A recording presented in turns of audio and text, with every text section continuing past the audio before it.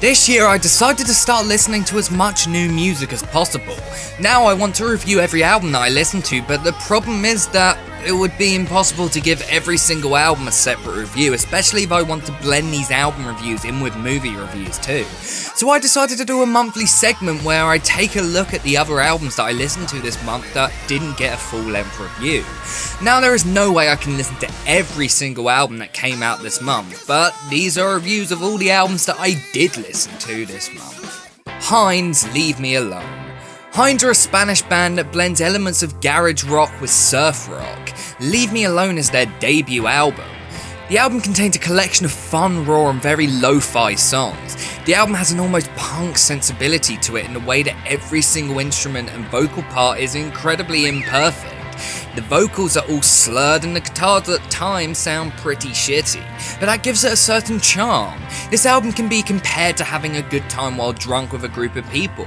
After it's over, you go back home and remember the good time you had, but you don't feel the need to go back and go through it all again. It's an enjoyable, messy album, but there does get to a point where you're just left thinking, is that really it? The album doesn't really have much variety at all, it just seems to be the exact same thing with every track, and the sloppy gimmick does start to get a little bit tiresome after a bit. Would I say that the album is bad? No, but I wouldn't call it a masterpiece at all. I enjoyed myself when listening to it, but apart from a couple tracks here and there, I wouldn't find myself listening to this album again. I give Leave Me Alone by Heinz a 6 out of 10. Daughter, Not to Disappear. Indie folk band Daughter returned with their sophomore album. The fact that I didn't give this a full-length review has nothing to do with the quality of the album. It just came out the same day as Panic at the Disco's new album. I kind of regret not doing this album instead. Although I really enjoyed that album, I didn't really like it like I did with this album. Daughter's first album, When You Leave, was a really great album full of incredibly hypnotic and at times gloomy songs. Not to Disappear very much carries on that sound, but in a much more beautiful way. These songs are full of these incredibly beautiful melodies and lyrics that are just as heartbreaking and depressing as they are gorgeous.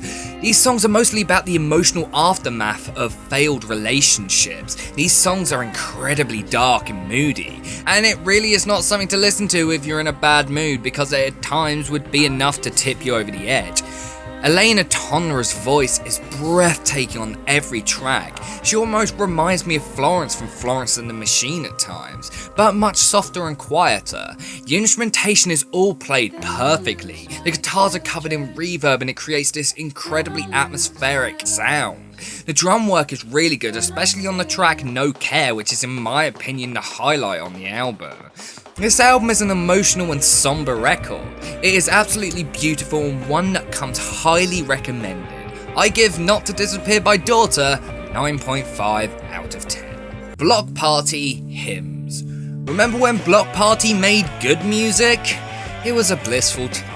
Their first two albums were pretty damn good, especially Silent Alarm, and when they released their song Flux, which went from their normal post-punk revival sound to an electro house sound, I was actually excited to see where they'd go next. Their album Intimacy didn't have any of that sound at all, and rather went for a more alternative dance sound with elements of indie rock in there too. That album was really hit or miss in my opinion.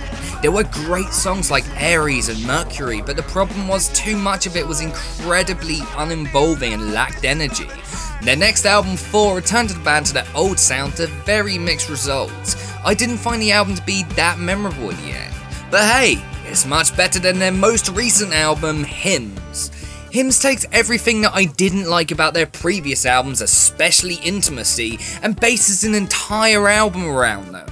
In my opinion, Block Party's weakest moments are when they slow down and have more relaxed and also emotional songs. That is literally all this album is. Every single song follows the same boring, slow structure, completely lacks any emotion, and in the end just sounds completely uninvolving and unexciting. Lyrically, this album is a complete mess. One song in particular, called Into the Earth, was lyrically so bad that I almost completely gave up on the entire album halfway through the song. I just spent the whole album bored. It wasn't making me feel any emotions whatsoever. I just could not give a single shit about anything that I was listening to. Keely's voice on this album just does not fit. Don't get me wrong, He's a good vocalist in the right song, but these aren't the right songs. I think he's better when singing the fast-paced and loud songs of their previous albums.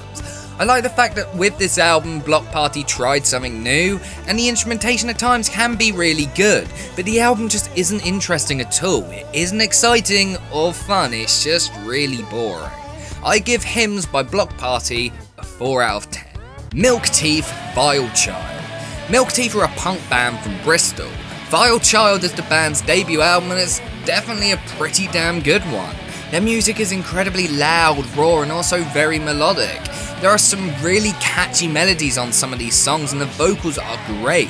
The lead vocalist has a great voice that a lot of the time is soft. It's a great contrast to the fast and aggressive backing tracks, and a lot of the melodies sound like they were ripped straight from a new wave of early punk song. Like at times it sounds like someone has sped up a Blondie song.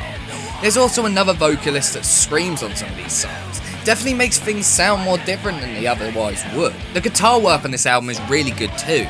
A lot of feedback is used to give the sound a much dirtier and unpolished sound. Speaking of unpolished, this album is surprisingly unpolished. Like there are quite a few moments where things sound really raw and almost like they're the original unaltered recordings. It definitely gives the album a distinct sound, which in a world of music that sounds ridiculously similar is definitely appreciated.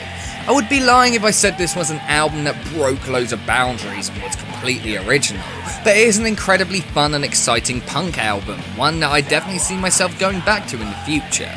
I give Vile Child by Milk Teeth a 9 out of 10. Wet, Don't You. Don't You is the debut album from New York indie pop band Wet. The album is an emotion-filled blast of atmosphere with some absolutely fantastic instrumentation and melodies. The band are a trio that use heavy amounts of synths and a wide range of interesting guitar sounds.